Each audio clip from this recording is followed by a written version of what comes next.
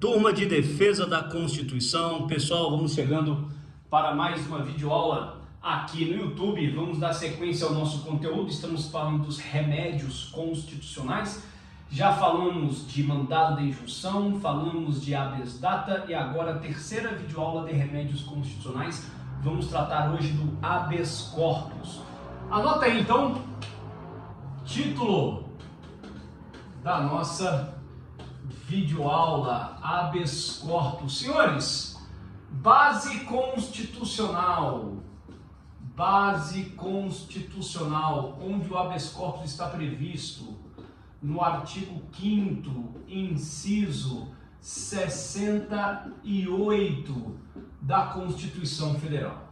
Senhores, qual que é o objeto de tutela? Objeto de tutela do habeas corpus: liberdade. Liberdade. Essa liberdade, ela pode ser privada. A privação da liberdade é tutelada pelo habeas corpus, mas também a ameaça de privação. Então, a liberdade privada ou a ameaça de privação da liberdade constituem o objeto de tutela do habeas corpus. Por isso se diz que, quando a liberdade é privada, então nós teremos uma modalidade de habeas corpus. Olha aqui, ó, modalidades de habeas corpus. Porque quando a liberdade é privada, então eu vou precisar de um habeas corpus repressivo. E quando a minha liberdade está sob ameaça, eu vou precisar de um habeas corpus preventivo. A liminar no habeas corpus, ela pode dar ensejo a um alvará de soltura. A própria ordem de concessão do habeas corpus dá ensejo a um alvará de soltura, se se tratar de um habeas corpus repressivo. Diante de um habeas corpus repressivo, o que se pretende é, mediante a concessão da ordem, ainda que liminarmente, o que se pretende é, mediante a concessão da ordem em habeas corpus, ainda que liminarmente, é a expedição de um alvará de soltura. Alvará de soltura. Já o habeas corpus preventivo, o que se pretende é a obtenção de um salvo-conduto. Então, nós temos duas modalidades de habeas corpus, o habeas corpus preventivo e o habeas corpus repressivo. Ambos trabalham em torno do objeto de tutela do habeas corpus. Ora, quando se está em uma situação de ameaça, em que a liberdade está sob ameaça, então eu opto pelo habeas corpus preventivo, eu obtenho um salvo-conduto. Se a minha liberdade já foi privada, então eu tenho que percorrer um habeas corpus repressivo e o que eu pretendo é obter um alvará de soltura. Simples, tudo bem até aqui? Beleza? Senhores, olha só. Quais são as condutas? Vou apagar aqui, já temos 3 tópicos. Quais são as condutas que são examinadas no remédio heróico? Aparece muito essa expressão aí na doutrina, né? Remédio heróico. Isso em face do bem, né, que é tutelado, que é a liberdade, que foi privada ou está sob ameaça. Então, quais são as condutas examinadas no HC? Primeiro, senhores, para falar das condutas, eu tenho que olhar para a autoridade impetrada. A autoridade impetrada é o mesmo que a autoridade coatora. A autoridade coatora. Então, a autoridade impetrada, a autoridade coatora é a mesma coisa. Vamos examinar a conduta da autoridade impetrada, da autoridade coatora. Esta conduta da autoridade impetrada ou da autoridade coatora, ela se dá mediante ilegalidade ou abuso de poder. Mediante atos de ilegalidade ou abuso de poder, é que se alcança a privação da liberdade de outrem ou se coloca sob ameaça a liberdade de outrem, por atos de ilegalidade ou abuso de poder. É isso que marca, que qualifica a conduta da autoridade impetrada. Você precisa elucidar no habeas corpus em que consiste essa liberdade que foi censurada. Senhores, olha só, quando falamos de ilegalidade, então eu preciso destrinchar isso daqui. Ilegalidade é contra legem, agir contra a lei. E abuso de poder é agir fora da lei. Ora, o agente público, ele tem que ter a sua conduta, ele tem que pautar o seu agir em conformidade com a lei. Nem contra a lei, nem fora da lei. Se ele age contra a lei, ele age com atos de ilegalidade. Se ele age fora da lei, ele age com atos qualificados como abuso de poder. Mediante atos de ilegalidade ou de abuso de poder, se censura a liberdade ou se coloca sob ameaça a liberdade de outrem. Isso dá ensejo, reivindica a impetração de um habeas corpus, seja para se obter um salvo-conduto mediante um habeas corpus preventivo, seja para obter um alvará de soltura mediante um habeas corpus repressivo. Beleza? Ok? Maravilha! Vamos apagar aqui esse tópico 4 e vamos para o tópico 5. Vamos entender quais são os sujeitos que aparecem aqui neste remédio constitucional. Sujeitos. Senhores, eu terei o impetrante, eu terei a autoridade coatora, que é contra quem se impetra o habeas corpus, e terei aqui a figura do paciente. Senhores, muito bem, o impetrante é aquele que subscreve o HC. É ele que assina a peça, geralmente o advogado. No entanto, vale já aqui a nota, uma observação, no sentido de que o habeas corpus ele dispensa para a sua impetração a capacidade postulatória, que geralmente a rigor só é franqueada, só é autorizada ao advogado. Ou seja, para impetrar o habeas corpus, basta que a pessoa esteja sendo coagida na sua liberdade ou já tenha tido a sua liberdade privada. Ela já poderá impetrar o habeas corpus. Então a observação que nós colocamos aqui é que dispensa capacidade postulatória. Dispensa capacidade postulatória. Quem subscreve é o impetrante, o advogado é o impetrante. Eu, Caio José Miranda Leite, brasileiro, advogado, vem impetrar habeas corpus em favor de... Esse é o paciente. O paciente é aquele a quem se aproveita. Aquele a quem se aproveita a ordem de habeas corpus. Aquele a quem se aproveita a ordem de habeas corpus é o paciente. E a autoridade coatora é aquela que incorreu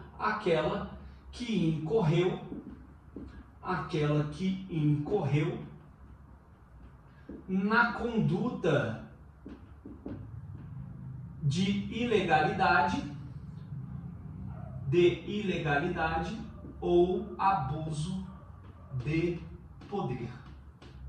É assim que a gente consegue visualizar os sujeitos dessa ação constitucional. Senhores, muito bem, é É verdade que, por vezes, a figura do impetrante e do paciente, elas podem se confundir.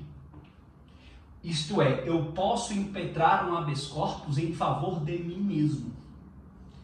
Eu posso subscrever a petição de habeas corpus reivindicando a concessão da ordem de habeas corpus em meu proveito. Então, às vezes, pode ser que a figura do impetrante e do paciente se confundam na mesma pessoa. No entanto, é absolutamente possível e até recorrente que o advogado venha impetrar o habeas corpus em favor de seu cliente. Então, o advogado é o impetrante e o cliente é o paciente da ação constitucional. A autoridade coatora, a autoridade impetrada, é aquela que incorreu nas condutas marcadas por ilegalidade ou abuso de poder. Beleza? Maravilha! Senhores, vamos avançar.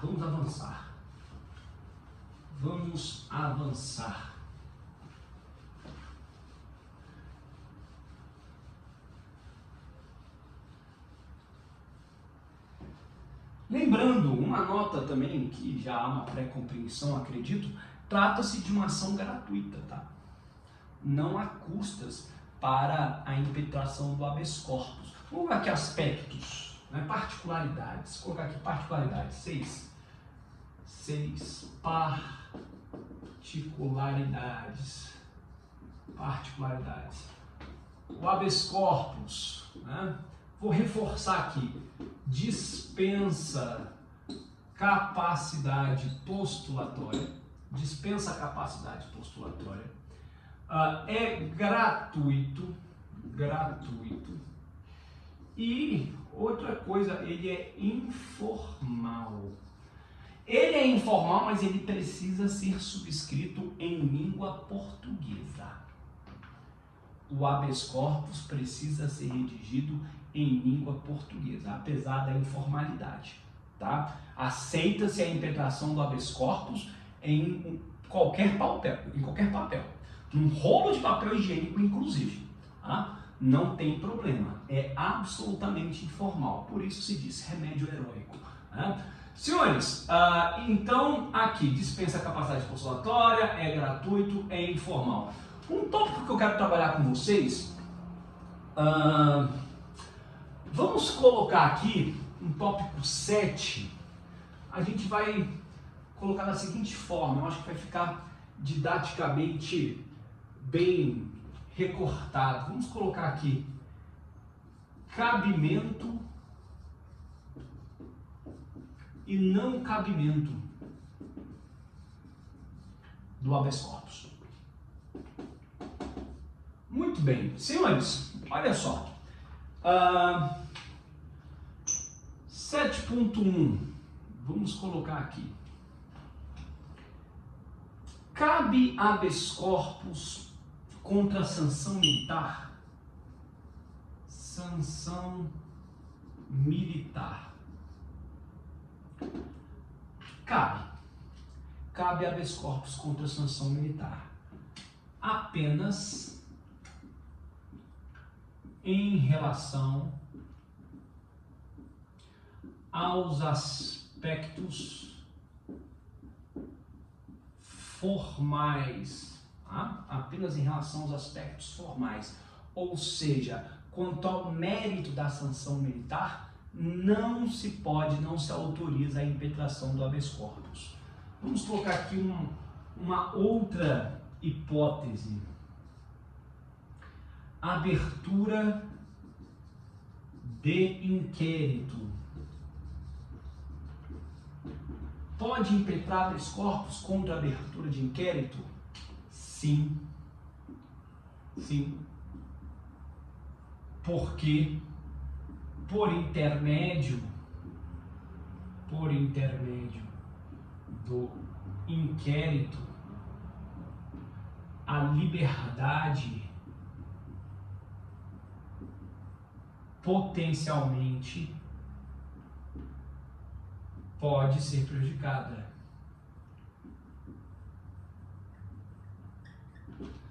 Cabe habeas corpus contra a abertura de inquérito. Oitiva de testemunha. Oitiva de testemunha. Cabe habeas corpus. Determinou-se a oitiva de determinada testemunha. Posso impetrar habeas corpus para que aquela testemunha não seja ouvida? Pode. Sim. Porque a produção da prova pode prejudicar a liberdade do paciente. Ok? Que mais? Pode impetrar habeas corpus contra a decisão do tribunal do júri? Decisão do júri. Professor, o júri é soberano. É possível. Se a decisão for manifestamente contrária à prova dos autos. Ok? Mais, vamos apagar aqui. 7.5 agora. 7.5.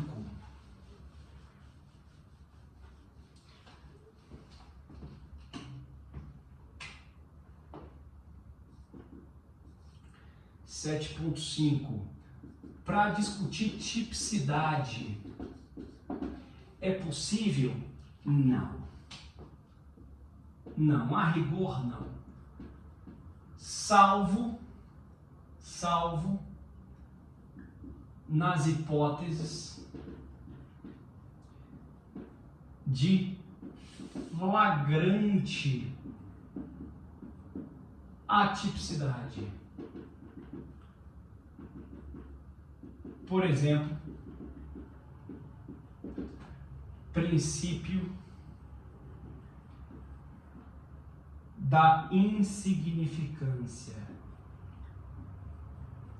ou da bagatela, tem esse nome também, princípio da insignificância ou da bagatela, ou seja, a lesão ao direito, ela é insignificante. É o caso do cara que vai ali e rouba um furto ou rouba uma fatia de pão, né? Foi lá no supermercado e pegou 1 litro de leite. Então, aqui, nas hipóteses de atipicidade, apenas quando for flagrante. Então, quando há o princípio, por exemplo, quando há a incidência do princípio da insignificância ou da bagatela, afastando a tipicidade da conduta, é possível a impetração do habeas corpus. 7.6. Olha que interessante isso daqui. Contra liminar indeferida em HC impetrado em tribunal superior.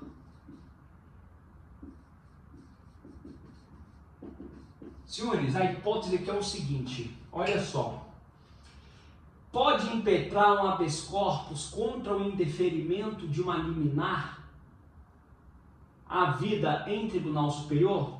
Imagine o seguinte, STJ, eu tenho aqui um indeferimento da liminar em habeas corpus. Contra este indeferimento da liminar, cabe HC para o Supremo Tribunal Federal? É isso, cabe. Senhores, via de regra, não. Via de regra, não. Regra, não. Exceção. Flagrante contrariedade à jurisprudência do Supremo Tribunal Federal. Flagrante contrariedade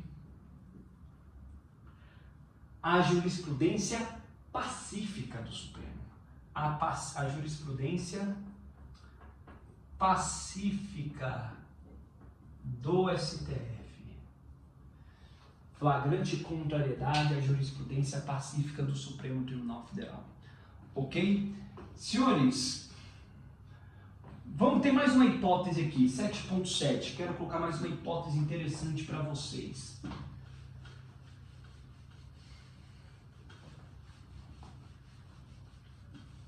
Vamos dissecar mais um pouco sobre cabimento e não cabimento. Prisões cautelares, 7.7, não é isso? 7.7. Cabe habeas corpus contra prisões cautelares? Sem dúvida, tá? Tanto por aspectos de mérito, como aspectos formais. Por exemplo, não estão reunidos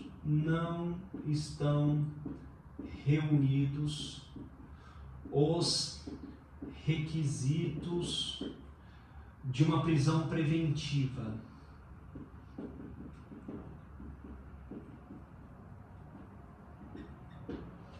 É possível impetrar habeas corpus contra a ordem de prisão cautelar, sem problema algum. 7.8. Habeas corpus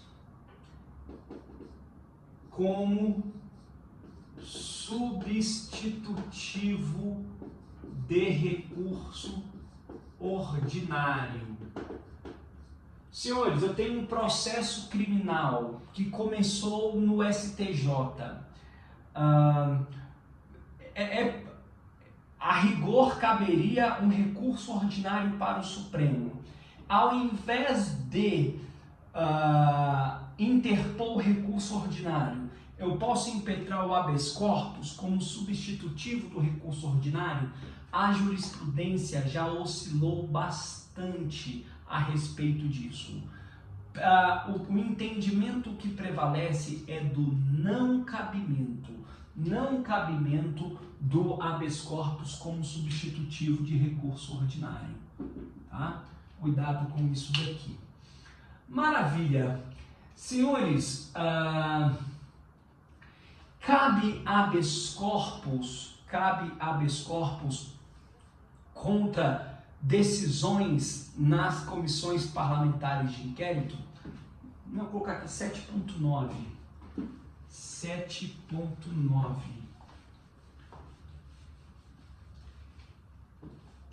Decisões de CPI. Senhores, se a medida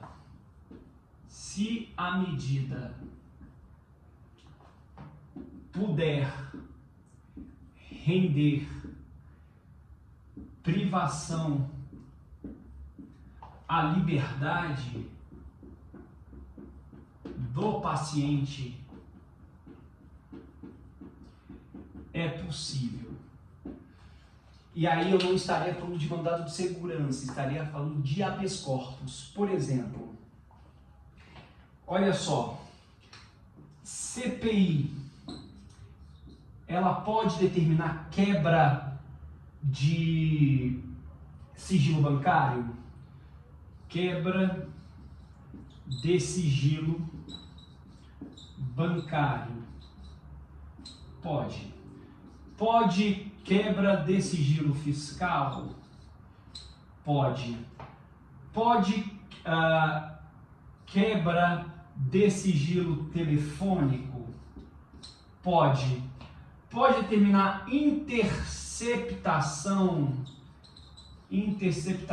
telefônica? Não. Não pode. É absolutamente ilegal. Isso aqui está reservado, cláusula de reserva de jurisdição. CPI não pode fazer isso. A interceptação telefônica não se confunde com a quebra de sigilo telefônico. O sigilo telefônico é a fatura do telefone. Os registros das chamadas, para quem você ligou, quais ligações você recebeu, para quem você mandou mensagem, tem ali a data, a hora das ligações, o tempo dessas ligações, isso é o sigilo telefônico. A interceptação telefônica é diferente, a interceptação é o conteúdo audível da conversa. Isso CPI não pode, apenas a autoridade judicial. Tá? Então aqui fica a cláusula de reserva de jurisdição. Se a CPI determina isso e em razão da interceptação, porventura, isso puder prejudicar a liberdade do paciente, cabe habeas corpus. Ok? Beleza? Muito bem. Senhores, ok. Tá? A gente vence aí mais um remédio constitucional. Vai ficar faltando mandado de segurança, né? Então, vai ser a última videoaula de remédios constitucionais. A gente vai falar sobre reclamação constitucional, ação civil pública, ação popular e recurso extraordinário. Então, nós temos mais 5 ações aí para a gente ver. Vamos com vagar, com segurança. Vou tentar produzir ainda para esta semana, não. Eu consigo talvez produzir no tempo de aula para a gente na próxima semana. Aí eu entro via Google Meet ao vivo. Essa aula vocês recebem na quinta-feira. E aí eu gravo o mandado de segurança, disponibilizo na quarta e entro também via Google Meet para tirar dúvidas dos remédios constitucionais. E aí vocês vão ter os 4 vídeos: mandado de injunção, habeas data, habeas corpus e mandado de segurança. Aí a partir da quinta-feira a gente começa com as demais ações constitucionais e a gente encerra o conteúdo. Bom demais, hein? Maravilha! Estamos avançando com vagar na nossa matéria e mais pra frente eu preparo uma lista de exercícios, né? Pra gente fazer uma revisão também, do jeito que fizemos, tá? Prometo. Ok, pessoal, beleza? Obrigado, até a próxima. Tchau, tchau.